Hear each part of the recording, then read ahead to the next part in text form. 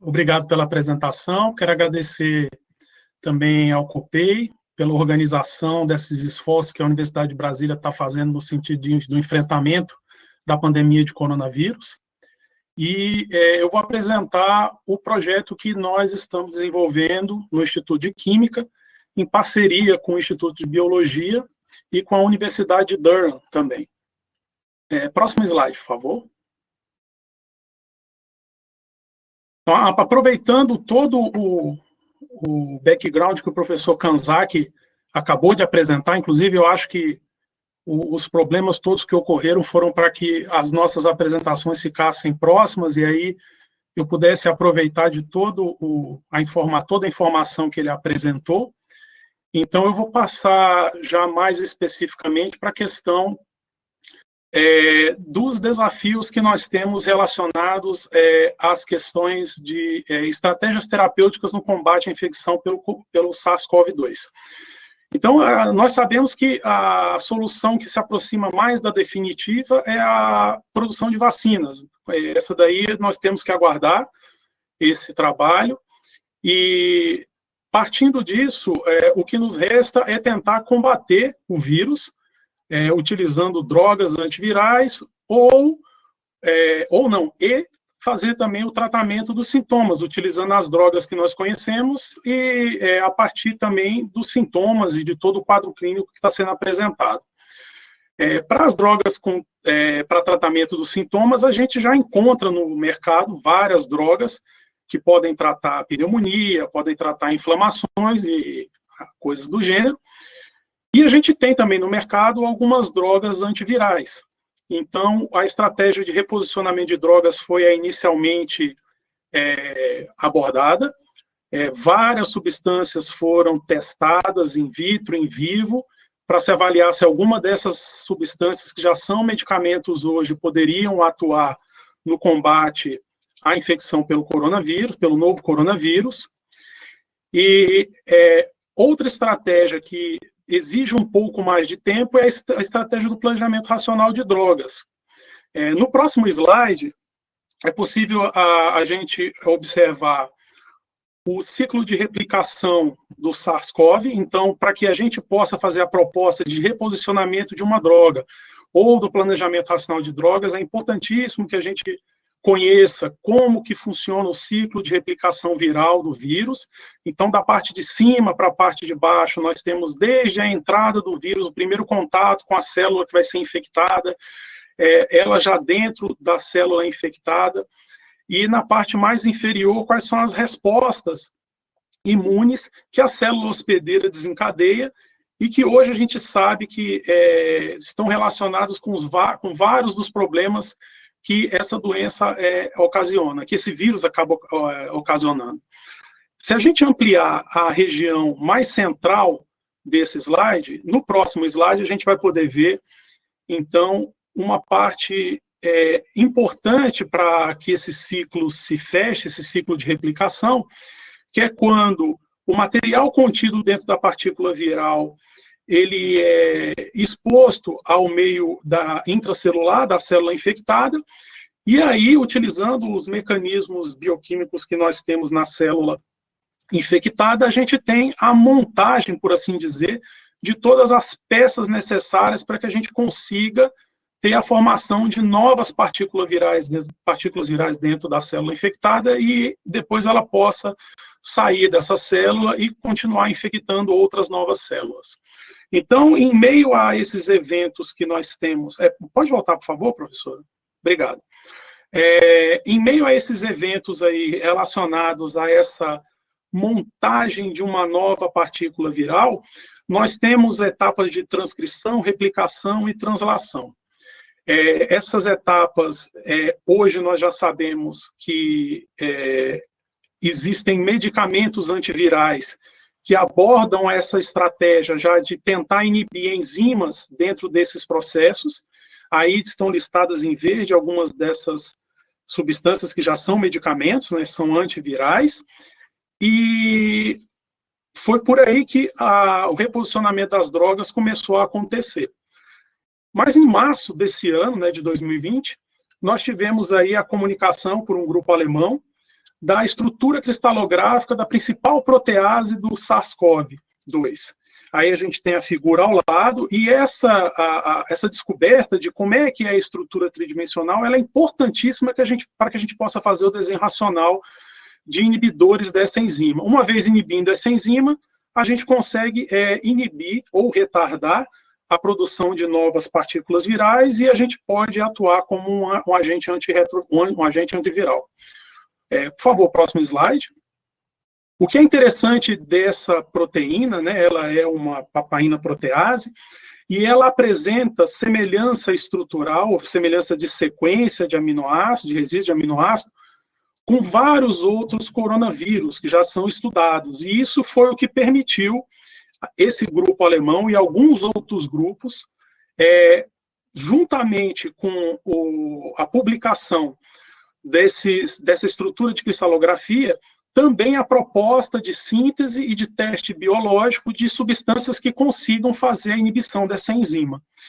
E isso é interessante também, no sentido de que, como existe dentro da família do coronavírus uma semelhança muito grande, e ela se preserva dentro dessa família, esse estudo de desenho do planejamento racional de drogas, ele pode também já nos deixar preparados para quando surgir, se é que venha surgir, e muito provavelmente virá, infelizmente, um novo coronavírus, né? Próximo slide, por favor. Então, olhando mais detalhadamente essa estrutura que foi publicada pelo grupo alemão, a gente observa aí que ela é um homodímero, tem duas partes aí mostradas em duas cores, né, em azul e rosa, e mostrado aí com um pouco de detalhe na parte azul, a gente tem a interação de um desses inibidores com o sítio ativo da papaina protease. Então, o interessante de se saber essa estrutura tridimensional desta proteína é que nós podemos entender como que essa substância inibidora interage por meio de interações supramoleculares, ligações de hidrogênio, por forças não ligantes, e por forças ligantes, que é o caso específico, nós temos formação de ligação covalente dentro desse sítio ativo, que é o que promove essa inibição com tanta efetividade. E uma vez conhecendo essas interações que o inibidor tem com o sítio ativo, a gente pode planejar racionalmente novas estruturas químicas capazes de fazer essa inibição, de interagir com esse sítio ativo e promover essa inibição, e a gente pode pensar na síntese dessas substâncias para que seja feito o teste biológico. Próximo slide, por favor.